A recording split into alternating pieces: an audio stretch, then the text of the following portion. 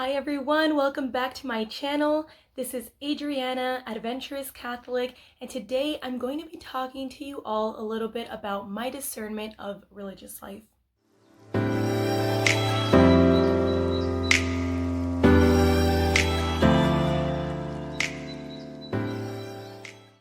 So I know that some of you may already know this about me and others of you may not, but this is my first time talking about it on my YouTube channel. I discerned religious life a few years ago. This was towards the end of my college career, and I was going to enter the convent right after graduation. That was my plan. And then I made the decision not to enter and felt called to a vocation of married life. I am currently in a relationship with an amazing guy, which hopefully I can introduce to you all soon, one day. But yeah, God changed my path entirely, and I'm just so excited to share with you all how my discernment was, what it was like discerning religious life, how I knew it wasn't for me. Hopefully give you a perspective if you are discerning religious life or considering it, or if you don't feel called to it and you're considering married life instead. So growing up, I was raised in a Catholic home. I thank God for that. I have 3 brothers. I am the only girl, and I have 2 aunts. Well, they would be great aunts, so they're my grandpa's sisters who are religious sisters. So I knew a little bit about religious life. I knew that an option was to marry God in the future, but I honestly didn't know how it worked. I had this really bad misconception that if you didn't find a spouse, then your only other option was to get married to God. And like if you weren't, then you were going to be lonely for the rest of your life. And so there was just a lot of things that I didn't know, as you probably are uncertain of if you are watching this and you're just getting to know the faith right now. And that's okay. I want you to know that you're not the only one who has had these misconceptions or these stereotypes or these, sort of questions in your head that you're wondering, like, why do people consecrate themselves to God? Why do people enter religious communities? But in reality, God is the one who calls us if He wants us to be His spouse, or if He wants us to marry another person on earth. And that is our pathway to heaven. So that is what will get us to sanctity, whether it's the vocation of religious life, the vocation of married life, or even the vocation of single life. The church observes that as well.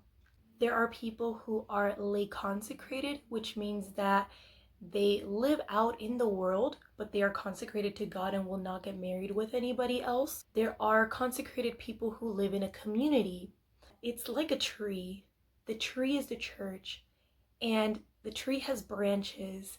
And so all of these branches are different spiritualities or different apostolates, which are all of these different beautiful congregations that fill the needs of the church and reach out to people all over the world, because our church is a universal church.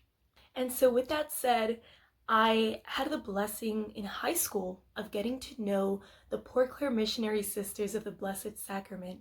They are a missionary community, which means that their spirituality is both active and contemplative. So they live in prayer, but they do have missions around the world and are very active in the church. I will put the link to their website below so that you can get to know about them if you want to. It was in the beginning of college that I went to World Youth Day with a lay missionary group called Clare that is through the congregation of the Clare Missionary Sisters. And it was there that I really started to grow a curiosity to religious life. That is when I started to wonder if I had a vocation, because that's when I started to get to know what a vocation really was. So even though I knew this community since high school, I didn't really know what it was like to have a vocation to be a sister until I went to World Youth Day, because that is when I think I opened my heart to really discover the will of God in my life. And I say this because I think that that is all of us, especially for teenagers or young adults who are discovering the faith more. It is so normal to be afraid of fully surrendering to the will of God. We so stuck on our desire, on our will, on what I want. Like, God, give me what I want. Give me this, give me that. But we forget to turn to God and ask Him, God, what do you want? I haven't asked you, Lord, what do you want for me? Because God knows what's best for us. He knows the plan that He has for us that will get us to heaven. But when we are so stubborn on our way and we want to marry the person that we're dating, even if it's a toxic relationship, or if we want to fit God into our will, then that is when we are going to only get lost from God and lose the peace in our hearts that we were meant to have. So when I learned that, I thought, wow, I have to do this. Maybe this is my call. And I started to get to know this congregation more after that. So after World Youth Day, probably for about a year, it was just behind my mind. And then it was about a full year later that I really started to visit them, and I became an aspirant from home, which meant that I live at home, but I get to know the community more, and I'm part of the community. But I have to finish college first. Or some people, they just need to finish the rest of that year at work, and then they will enter. So it's supposed to be a very temporary time for you to be part of the community, part of the congregation. So technically I was part of the congregation, but not yet a postulant, which would be living with them.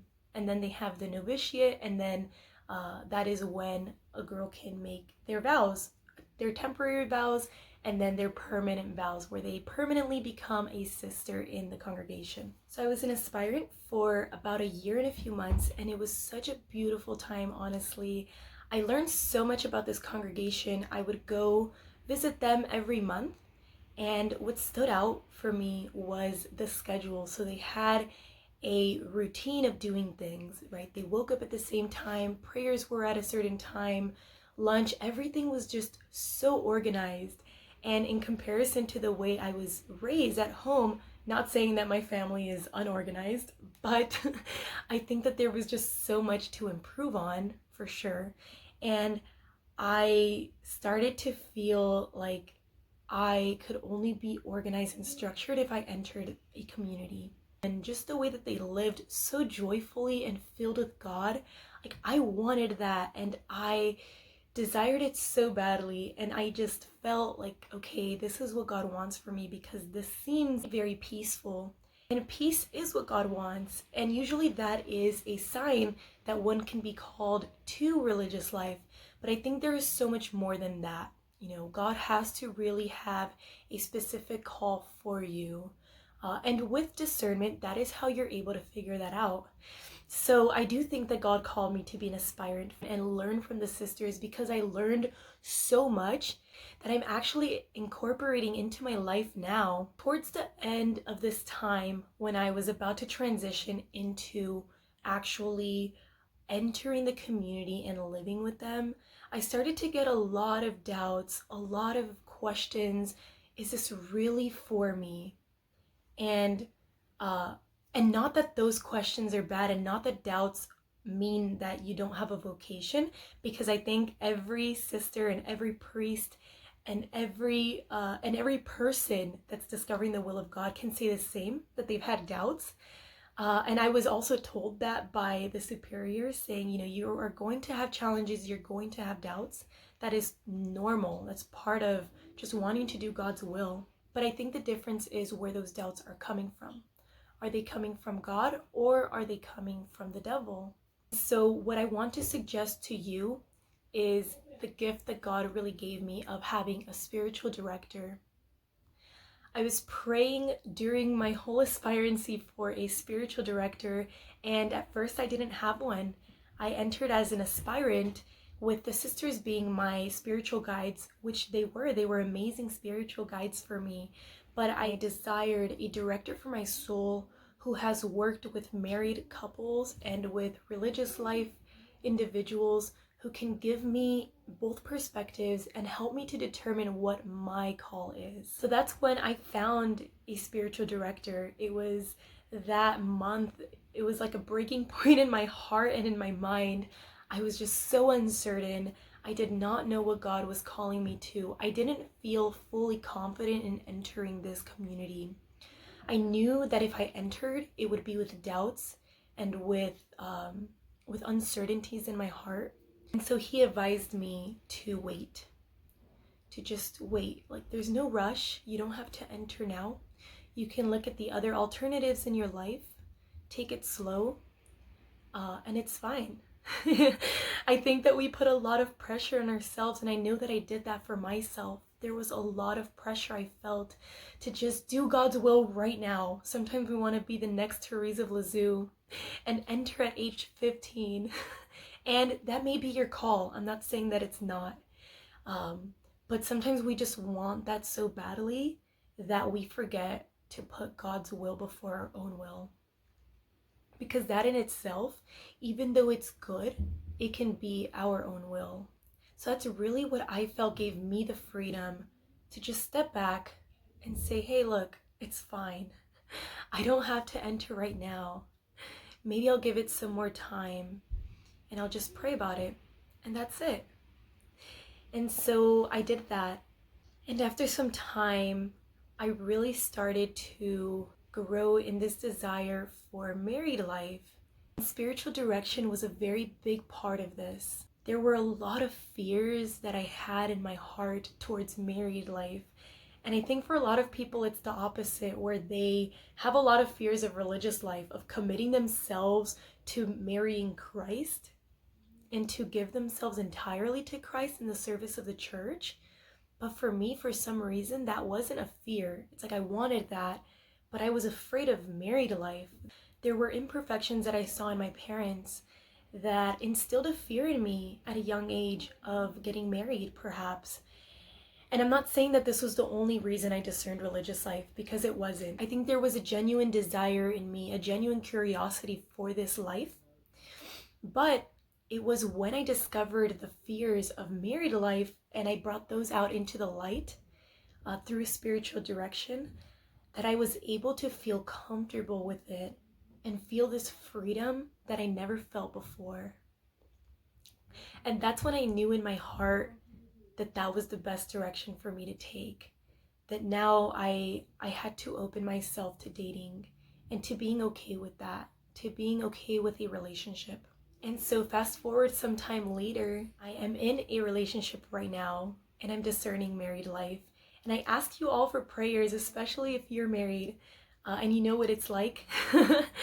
I ask that you pray for me, and if you're not married, just trying to figure out what God wants for you, I'll pray for you. I hope that is helpful to you all. And with the recommendation of finding a spiritual director or a mentor, someone to guide you. Just look for someone who can guide you personally, who can get to know your soul, someone who is very knowledgeable about the faith, not just any friend from school. No, that can be dangerous. But someone who can really know your soul and give you what you need.